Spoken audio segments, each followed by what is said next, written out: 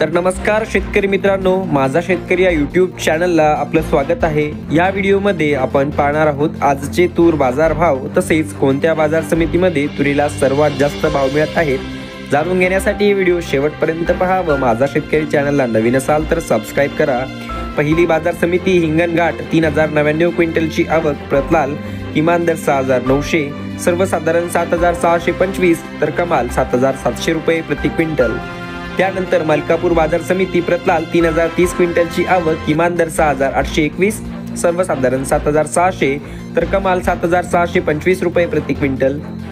दुधनी बाजार समिती प्रतलाल 1137 क्विंटलची आवक, किमान दर 5900, सर्वसाधारण 6959 तर कमाल 7510 रुपये प्रति क्विंटल। जालना बाजार समिती प्रतलाल 390 क्विंटलची आवक, किमान दर 6900, सर्वसाधारण 7200 तर कमाल 7380 रुपये प्रति क्विंटल।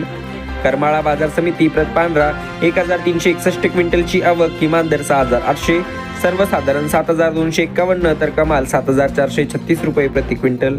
रिसोड बाजार समिती 915 क्विंटलची आवक, किमान दर 6800, सर्वसाधारण 7050 तर कमाल 7325 रुपये प्रति क्विंटल।